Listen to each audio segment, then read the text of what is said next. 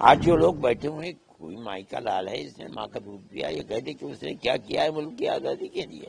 وہ یہ کہہ رہے ہیں کہ اس سے ملک کے بسنے والے مسلمانوں کا فائدہ ہے. جھوٹ بولتے ہیں، جھوٹے ہیں، جھوٹے ہیں. کوئی دلیل نہیں ہے علاوہ اس کے کہ وقف یہ ہے اور مسلمان اس کو وقف مان رہا ہے، وقف کے طریقے پر استعمال کر رہا ہے. نہ ہم ان کے مذہب میں دخل دینا چاہتے ہیں، نہ ہم کسی دوسرے آدمی کو ہمارے مذہب کے اندر دخل دینا. جو بل آیا ہے اس کو لے کر آپ کی پہلی تصدیق کیا کہیں گے؟ دیکھیے، جمعیت علماء تو ایک مذہبی جماعت ہے. ہم سیاسی مسائل کے اوپر کبھی بولتے بھی نہیں. وقف کا مسئلہ خالص اسلام کے اندر ایک مذہبی مسئلہ ہے. اس کے اصول ہیں، بڑی بڑی کتابیں کئی 100 صفحات کی اس کے اوپر لکھی ہوئی ہیں، جن کو وہی لوگ جانتے ہیں جو مذہبی علم اپنے پاس رکھتے ہیں. ملک کی آزادی کے بعد 1947 میں ملک آزاد ہوا. سب سے پہلے 54 کے اندر وقف کو بنایا گیا. ہمارے وہ بزرگ جنہوں نے اپنی زندگیاں اپنے اس ملک کی آزادی کے لیے جیلوں میں گزاری تھی، وہ زندہ تھے، وہ علماء تھے، اسلامی علم کے بڑے ماہر تھے. ان لوگوں نے بیٹھ کر، جس کے اندر سیاسی لوگ جواہر لال نہرو وغیرہ بھی شریک تھے، وقف قانون کو بنایا اور اس کے اصول متعین کیے. ان اصول کے اندر سدھار ہوتا رہا، لیکن وہ اصول تھے، ان اصول کو ختم نہیں کیا گیا. یہاں تک کہ آج کی حکومت آئی، اس نے ان کو بالکل جڑ سے اکھاڑ دیا. کہنے کو یہ بات ہے کہ ہم اس کی اصلاح کر رہے ہیں، لیکن حقیقت اور واستوکتا یہ ہے کہ وہ اصول جن کو علماء نے بنایا تھا اور بنوایا تھا، جن کی قدر تھی، اس لیے کہ جو سیاست میں بیٹھے ہوئے تھے وہ لوگ اور جنہوں نے بنوایا تھا وہ لوگ دونوں جیلوں کے اندر انہوں نے زندگی گزاری تھی. انگریز کی جیلوں کے اندر تھے، وہ ان کی قدر و قیمت کو پہچانتے تھے.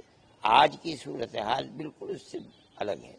آج جو لوگ بیٹھے ہوئے، کوئی مائی کا لال ہے، اس نے ماں کا دودھ پیا، یہ کہتے کہ اس نے کیا کیا ہے ملک کی آزادی کے لیے. آج کی جو صورتحال ہے وہ بالکل الٹ گئی. وہ یہ کہہ رہے ہیں کہ اس سے ملک کے بسنے والے مسلمانوں کا فائدہ ہے. جھوٹ بولتے ہیں، جھوٹے ہیں، جھوٹے ہیں. ان اوقاف کو بالکل ختم کر دینے کا، بلکہ ان کو کھانے کے لیے ایک راستہ نکالنے کی یہ چیز ہے. ہمارے ہزاروں کروڑ کے اوقاف کو وہ ختم کرنا چاہتے ہیں. ہم کورٹ میں گئے، قانون بننے کے بعد، صدر جمہوریہ کے دستخط ہونے کے بعد قانون بن گیا. قانونی اعتبار سے سب سے پہلے جمعیت علماء ہند نے جو بات پہلے کہی تھی کہ ہم کورٹ میں جائیں گے، جمعیت علماء ہند نے کہی. جو بہتر سے بہتر وکیل ہم سمجھتے تھے اور جو ہمارے ساتھ ہیں، میں ان کا بڑا مشکور ہوں کہ جب بھی ہم نے ان کے ہاتھ کو پکڑا وہ ہمارے ساتھ ہو گئے. کپل سبل صاحب وہ آئے اور سب سے پہلے بحث بھی انہوں نے شروع کی.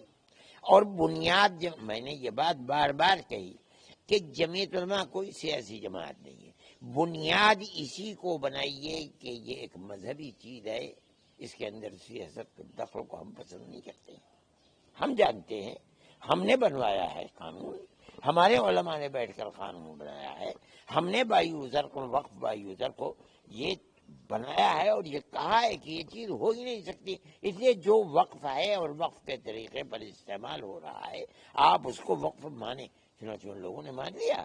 کوئی دلیل نہیں ہے علاوہ اس کے کہ وقف یہ ہے اور مسلمان اس کو وقف مان رہا ہے، وقف کے طریقے پر استعمال کر رہا ہے. آج اس کے سلسلے کے اندر بحث ہوئی.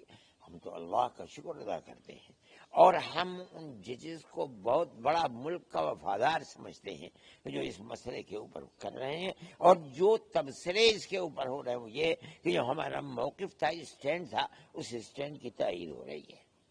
بائی وقف بائی یوزر کی بھی تائید ہو رہی ہے.